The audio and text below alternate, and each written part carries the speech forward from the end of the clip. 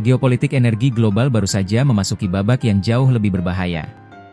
Administrasi Presiden AS Donald Trump telah melancarkan serangan finansial maksimal, menjatuhkan sanksi pemblokiran penuh terhadap dua pilar utama energi Rusia, Rosneft dan Lukoil. Ini bukan lagi sekadar penyesuaian price cap, kedua raksasa ini kini masuk daftar hitam Specially Designated Nationals, SDN, list Departemen Keuangan AS.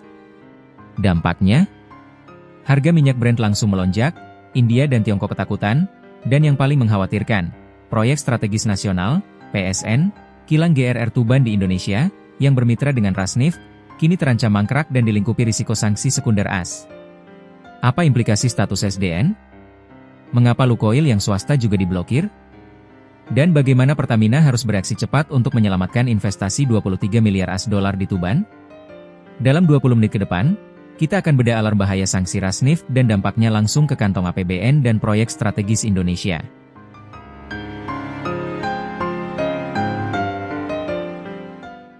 Eskalasi sanksi, dari price cap ke SDN list. Penting untuk memahami bahwa sanksi yang dijatuhkan pada 22 hingga 23 Oktober 2025 ini adalah eskalasi fundamental.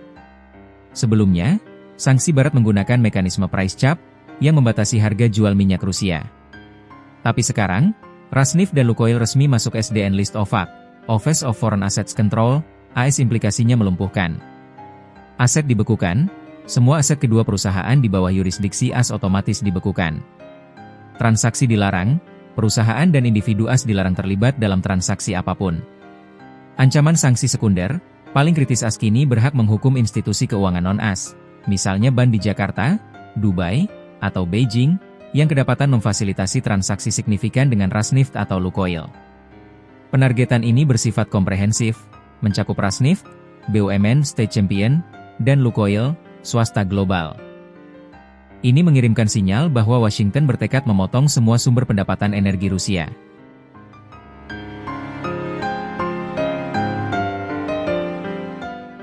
Kepanikan pasar global dan ancaman sekunder.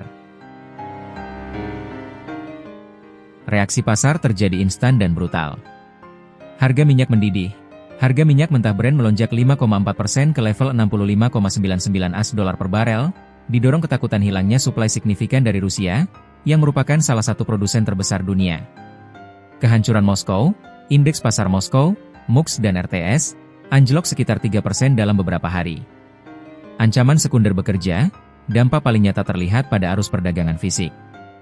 Pembeli terbesar minyak Rusia, yang selama ini kebal terhadap price cap, kini takut terkena sanksi sekunder. Laporan mengindikasikan bahwa penyuling besar di Tiongkok, Sinopec, CNOOC, dan raksasa India, Reliance Industries, telah menghentikan sementara pembelian minyak mentah Rusia, menunggu kejelasan risiko transaksi. Lonjakan harga Brent secara langsung memberikan tekanan berat pada APBN Indonesia. Sebagai net importir minyak, beban subsidi energi, terutama Pertalite dan solar, akan membengkak, atau sebaliknya, harga BBM non-subsidi akan naik, memicu inflasi di dalam negeri.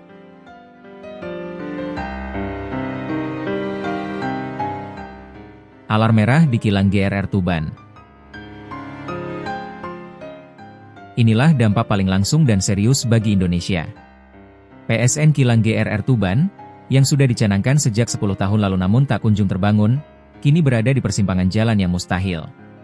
Kemitraan, proyek senilai 23 miliar AS dolar, sekitar 377 triliun rupiah, ini adalah joint venture antara PT Kilang Pertamina Internasional, KPI, yang menguasai 55% saham, dan afiliasi Rosneft yang menguasai 45%, melalui Rosneft Singapore Pte.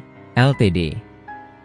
Status investasi, Direktur Utama KPI, Taufik Aditya Warman, sebelumnya menargetkan Final Investment Decision, FID, Rosneft akan terrealisasi pada kuartal 4 2025 ini. Dengan Rosneft kini masuk SDN list, keberlanjutan proyek ini sangat dipertanyakan. Akses pendanaan tertutup, tidak ada bank internasional kredibel yang berani menyediakan proyek financing miliaran dolar untuk proyek yang salah satu mitranya adalah entitas SDN. Risiko sanksi sekunder bagi Pertamina. Jika Pertamina melanjutkan transaksi, kerjasama, atau pembiayaan proyek dengan mitra joint venture yang berstatus SDN, Pertamina sendiri dapat berisiko tinggi terkena sanksi sekunder dari AS. Hal ini akan melumpuhkan transaksi global Pertamina. Indonesia, melalui Pertamina, kini berada dalam posisi yang sangat sulit.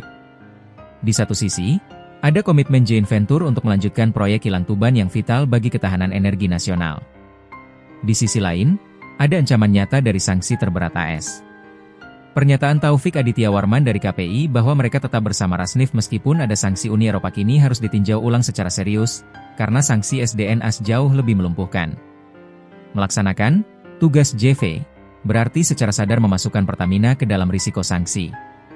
Solusi yang paling mungkin adalah Pertamina harus mengambil keputusan drastis, membeli kembali atau mengambil alih saham Rasnif di PRPP, mencari mitra lain, atau membatalkan proyek.